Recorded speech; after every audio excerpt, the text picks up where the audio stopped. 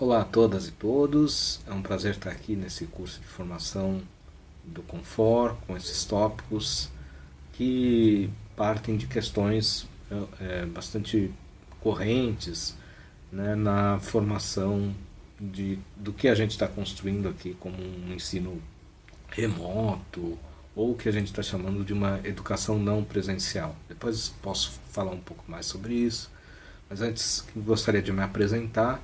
Eu sou o professor Silvio Carneiro, do curso de Filosofia da UFBC, do Centro de Ciências Naturais e Humanas, e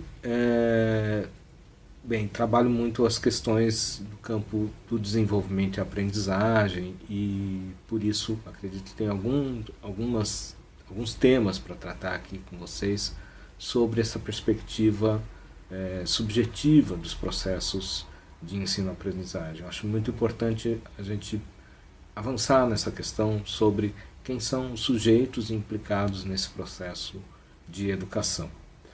Bem, uma ideia que passou pela minha cabeça é um pouco tratar dessa discussão dos sujeitos, né, a partir desse contexto de uma educação não presencial, né? O que a gente está chamando de uma educação não presencial? Isso é muito interessante porque trata de uma tensão entre a relação de ensino e aprendizagem que consegue configurar novos sujeitos, consegue configurar subjetividades no interior disso. Talvez por causa disso venham muitos estranhamentos, né, no processo mesmo de ensino, ou muitos encontros que a gente imaginava não ter num processo de ensino remoto, né? Certamente é um processo diferente, né, do que acontecia na sala de aula, o que já de antemão já coloca uma outra dimensão de que não se trata, por exemplo, só de transferir o ambiente da sala de aula para o interior da sala do ambiente virtual. Isso eu acho que é um dado que já está bastante repetido, que já está parte das nossas experiências regressas, que durante todo esse ano ou outras experiências que a gente já teve, a gente já passou por isso, né, para entender um pouco essa diferença dos processos, dos tempos da sala de aula, dos processos de encontro entre aluno e professor, das atividades que a gente pode propor e tudo mais, né? Mas a gente pensa muito a partir do ponto de vista das metodologias implicadas nesse processo, né? Que novas metodologias a gente tem à mão e tudo mais. O ponto de vista que eu queria introduzir aqui, que a gente pode pensar um ponto de vista do campo educacional, são relativos aos sujeitos que estão implicados nesses processos de educação e, de antemão, já no meio, são os sujeitos mais claros, o professor, a professora e a estudante, né? Enfim, um ponto claro que eu acho que isso já está na discussão sobre educação e que já colocaria aqui de antemão é a construção desses sujeitos.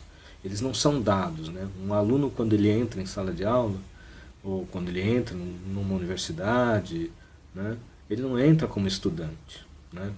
Ele entra com seus sujeitos, com suas séries de experiências, com suas histórias, né? E a partir disso ele vai construindo uma trajetória dentro do seu curso, né? Não à toa a gente chama isso de curso, né?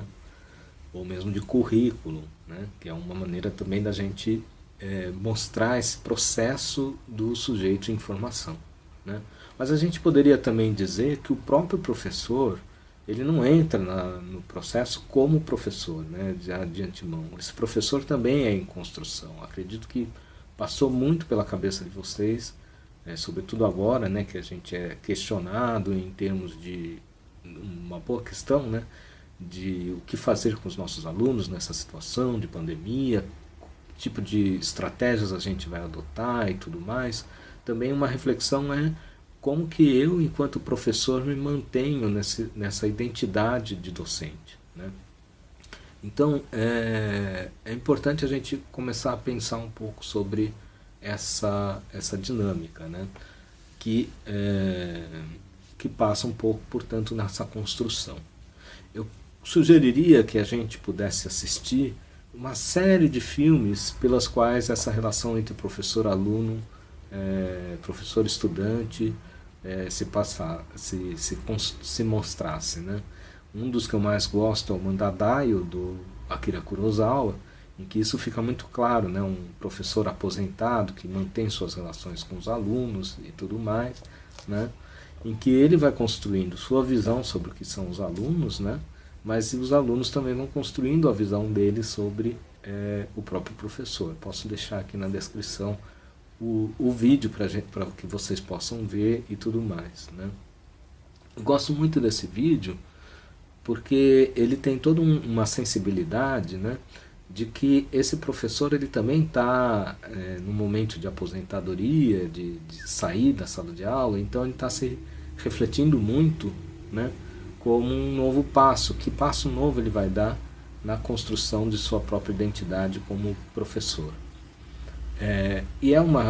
Portanto, é um filme, né, que eu gosto também, porque ele mostra que essa identidade só se constrói na relação que ele tem com os seus alunos, né? Que os alunos é um filme em que vários momentos, em vários diálogos, esse lugar do professor é colocado, né, como no jogo de cada uma das histórias com seus alunos. Então, recomendo vivamente que vocês assistam esse filme para poder refletir um pouco sobre isso, para entender, né, que às vezes uma questão que nos parece contemporânea, dada a situação nova em que a gente se coloca, na verdade pode ser uma questão já um pouco antiga e que já foi muito debatida nos termos da educação, nos termos de formação docente, né? Que são os nossos alunos, quem são eles, né? O que significa essa figura do aluno, né? Bem, a partir daqui eu acho que a gente pode já colocar uma série de questões, porque muitas das novas metodologias conseguem trazer uma ideia de que esse processo de ensino, na verdade esse processo de aprendizagem, como eles gostam de colocar, né, são metodologias de aprendizagem com novas tecnologias, enfim, uma série de jogos pelos quais a relação do conhecimento com aquele aluno é evidenciado, né? Se fala muito numa certa ideia de protagonismo desses estudantes, né? Um protagonismo estudantil nos processos.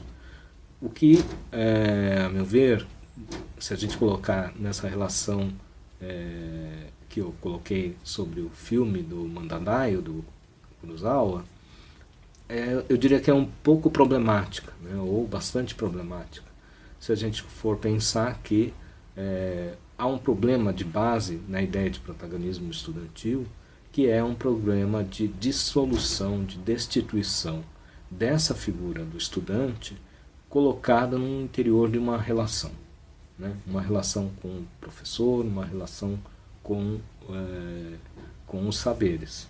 É interessante pensar que o problema não é, claro, o engajamento desse aluno nos processos de educação, né?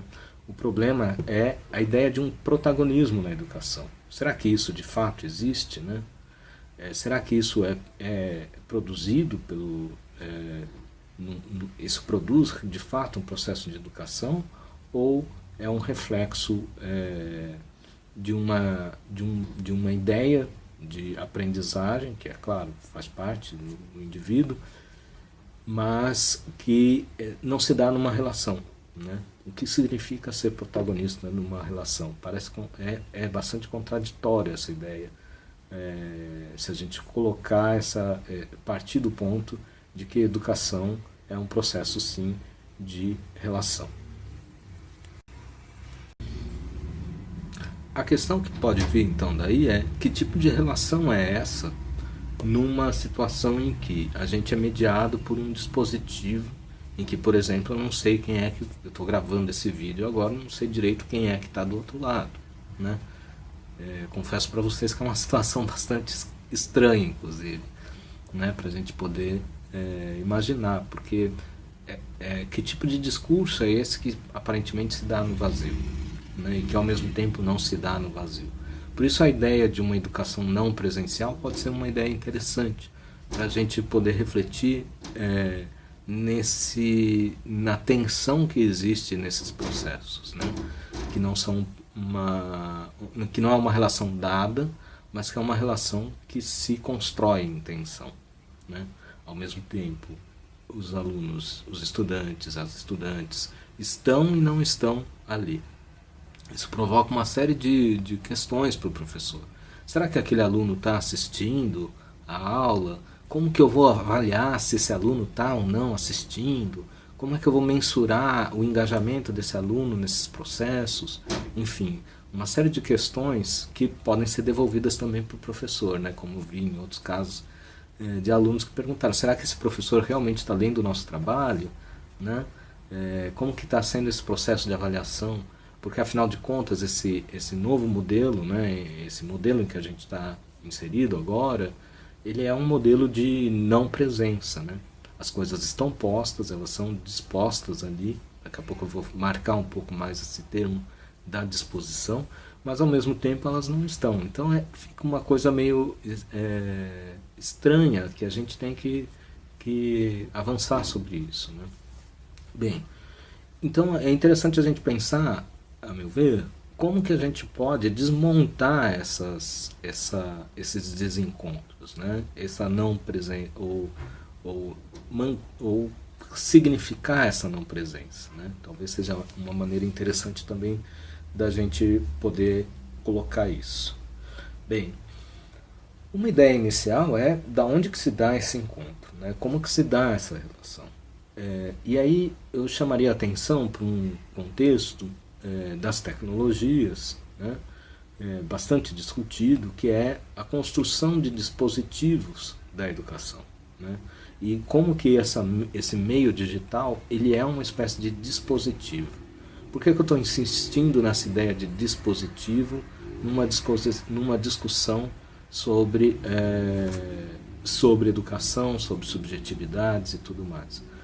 Porque se eu seguir uma ideia de dispositivo que vem de Foucault, acompanha agora o Agamben, tem um texto interessantíssimo do Agamben sobre dispositivos, a gente pode notar uma noção de dispositivo, né, que são os aparelhos, são máquinas, né, e aqui máquinas pensadas de uma maneira muito mais aberta do que simplesmente um celular que está filmando agora, ou um computador e tudo mais, mas a própria sala de aula como uma espécie de máquina, o Estado como uma espécie de máquina, a rua como uma espécie de máquina, enfim.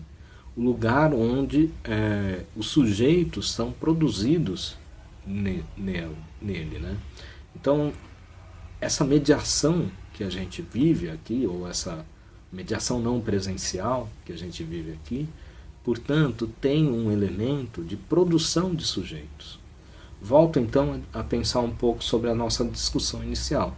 A gente tinha os professores e os alunos como produções de um processo de ensino e aprendizagem. Aqui, novamente, a gente tem essa mesma situação, mas com esse elemento de acréscimo, que é esse lugar de não presença, né? Esse aluno que está e não está ali, o professor que está e não está ali, né? Isso faz com que a gente possa repensar um pouco mais a referência do que faz ser um professor ou do que faz ser um estudante. Porque essa referência ela não é construída simplesmente pelo papel do professor, do indivíduo que está ali, né? Mas volto a insistir numa ideia de relação. Agora, que relação é essa? Porque a gente é mediado na nossa vida por diversos tipos de relação. A relação familiar, a relação de amizade, uma relação profissional e por aí vai, né? Que tipo de relação é essa, muito específica e circunscrita ao ambiente da relação professor-aluno, né? A um ambiente de educação. Bem, é uma relação que vai dizer, por exemplo, um autor como Lacan, na psicanálise, mediada por um discurso de saber, né? Aquele que sabe e aquele que está a saber, né? Aquele que está no processo de devir desse saber, né? Na verdade, os dois, professor e aluno, vivem esse ambiente de construção de si mesmos no interior de uma relação com o saber. Então, um campo que a gente pode pensar melhor é sobre justamente essa discussão dessa construção dessas identidades do sujeito professor, do sujeito aluno, que se dá mediado por uma relação de saber, né, que opera num campo não presencial. Isso é o que talvez seja mais interessante da gente poder avançar, né? Não se trata, portanto, de uma mera metodologia que possa ampliar esse campo de relações. É importante, obviamente, mas não existe só essa questão, né? Qual a melhor metodologia e tudo mais. Eu acho que não é por aí que a gente vai conseguir resolver uma questão que se dá de outra maneira numa construção desse sujeito, né? Vejam, os autores que pensam a ideia de um dispositivo vai levar em consideração uma ideia de que o dispositivo ele produz subjetividades. Mas tem uma ideia interessante num outro autor, que talvez possa ser interessante aqui, depois eu passo a referência para vocês, que é o George Agamben, que muitos de vocês já devem ter refletido, lido alguma coisa dele, que fala um pouco de um dispositivo de dessubjetivação, né? Como que os dispositivos, sobretudo pensando nos dispositivos tecnológicos, ele aqui não é um tecnofóbico ou algo assim, né? Mas a ideia que ele quer transmitir é a reflexão sobre uma dimensão da tecnologia que acaba destituindo esse lugar de relações propriamente desses ambientes como os ambientes educacionais, né? Não à toa ele escreveu um texto recentemente sobre o hacking do estudante, que é um pouco o fim da universidade, um texto bem tenebroso em que ele leva as últimas consequências essa ideia que eu vou pincelar aqui com vocês. Então, um ponto que eu acho que é fundamental é essa ideia de que é um dispositivo, quais os dispositivos tecnológicos eu trago. Não para pensar assim, qual a melhor qualidade de metodologia simplesmente, mas porque eu posso, através desse dispositivo, criar sistemas que podem inserir a figura do professor dentro dessa relação, né? Mas, ao mesmo tempo, esses mesmos dispositivos podem destituir esse lugar de sujeito desses professores, né? Ser sujeito não é só um sujeito que fala, um sujeito que pensa e tudo mais, mas um sujeito, ele é inscrito numa ordem de relações, como eu estava insistindo para vocês, numa ordem de relações como uma ordem de saber. Isso faz com que a gente se crie como professor e que se crie como um aluno, né? A gente pode entender, inclusive, a ideia de curso como uma espécie de formação dessas subjetividades, né? Um curso ele vai levar em consideração todos os processos e experiências que fazem com que aquele indivíduo, né, que entra na sala de aula, ele passa a fazer parte de uma ordem de relações, né, que seja com conhecimento de química, matemática e tal, que inserem esse sujeito, né, esse indivíduo num campo simbólico. Ele não é mais aquele indivíduo que não sabe nada sobre química, por exemplo, mas ele aos poucos ele vai se tornando químico com aquele conhecimento que ele vai se relacionando, né? Ele vai se tornando um sujeito, ele vai se tornando um aluno, né? E quem sabe ele pode se tornar também um professor, né?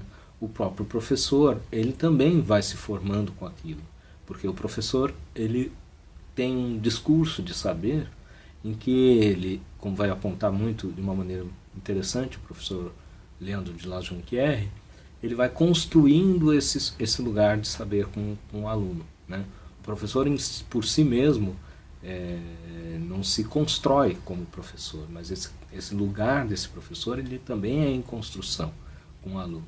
Portanto, esse lugar não presencial, né, que os dispositivos tecnológicos colocam em tensão esses ambientes que fazem com que os sujeitos se relacionem e se constituam nas suas identidades. Bem, só para pensar então como que o dispositivo tecnológico pode dessubjetivar alguém, né? Ou pode.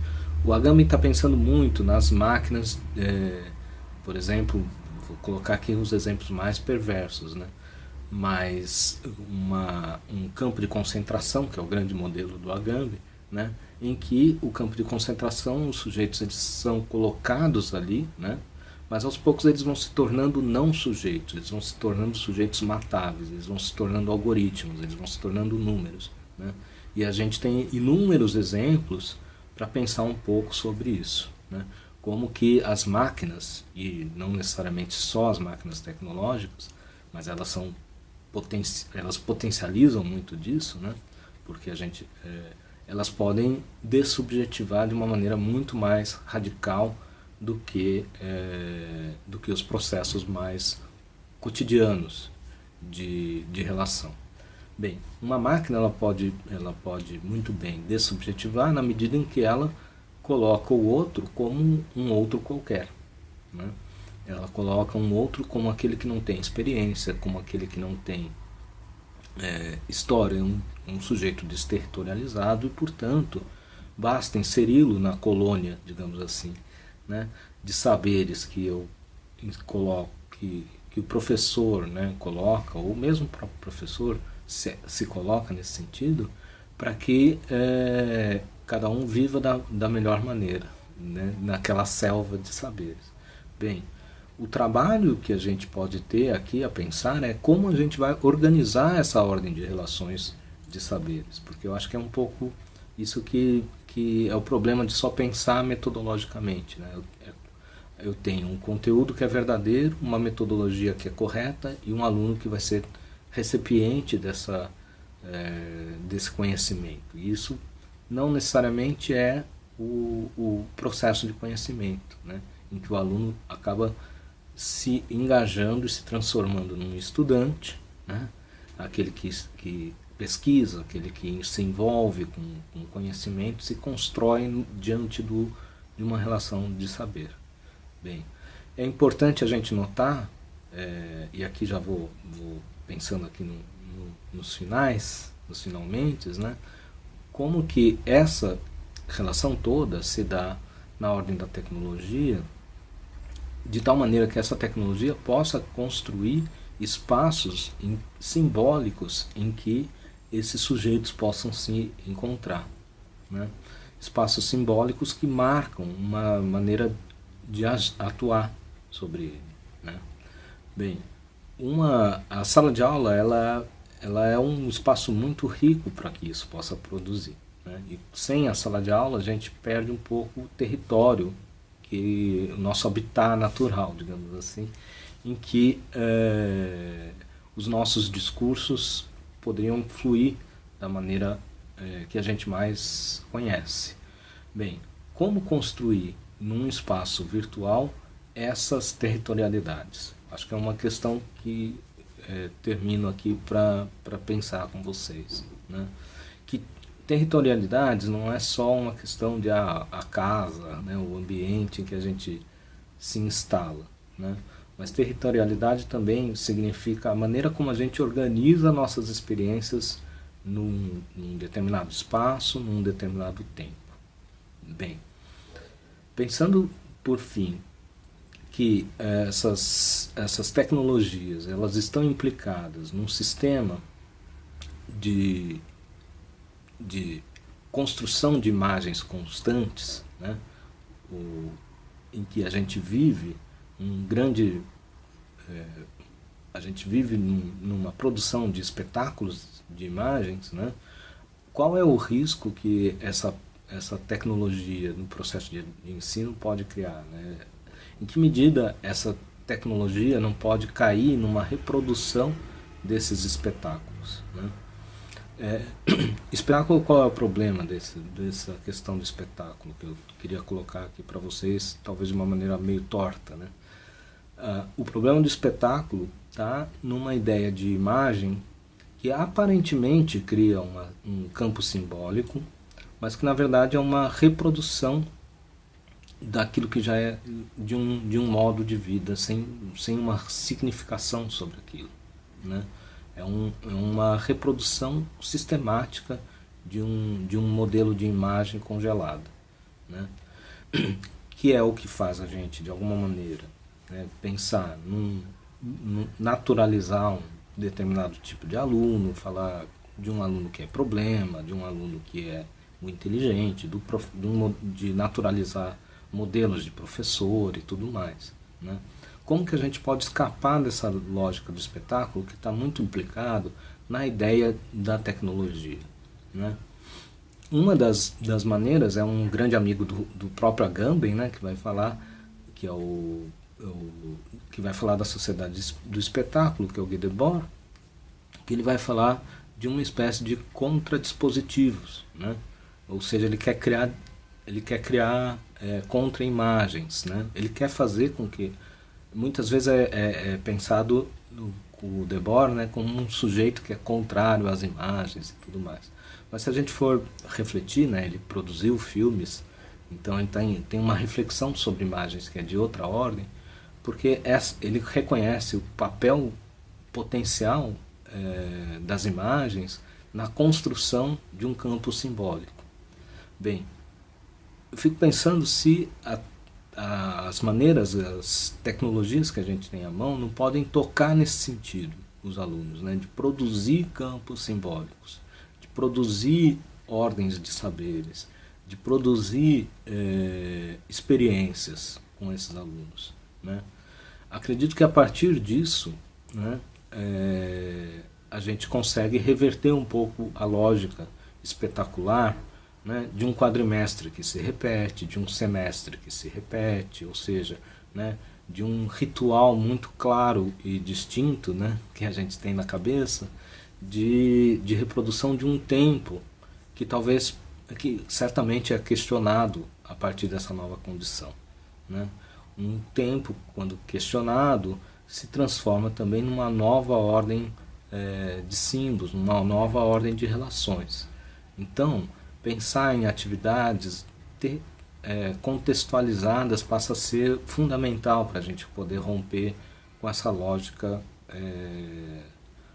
da ordem de saberes, né? É um ato, digamos assim, quando eu pensei na questão quem atua na educação, né? Uma espécie de ato psicanalítico, digamos assim, no processo de educação, que vai fazer cortes com processos, né? De tal maneira que a gente possa, de fato, tocar em nossos estudantes, em nossas estudantes, né? Acolhê-los nas suas mais variadas experiências, numa situação muito delicada como a que a gente está vivendo, né? E com a reprodução de muitas desigualdades, né? Como que a gente vai reconstruir esse território? Como que a gente vai reconstruir essa ordem de significações, né? De tal maneira que não é pelo protagonismo desses sujeitos, dos estudantes, né? Não é só o estudante que vai estar ali falando o destino do seu saber, não é só o docente que vai falar sobre o destino do saber, mas é o saber em relação. Então, fica aqui o convite para a gente poder pensar um pouco mais, né, sobre essa construção desses sujeitos que são o professor e seus estudantes, né? Boa sorte aí, boas aulas, e foi um prazer falar com vocês. Até!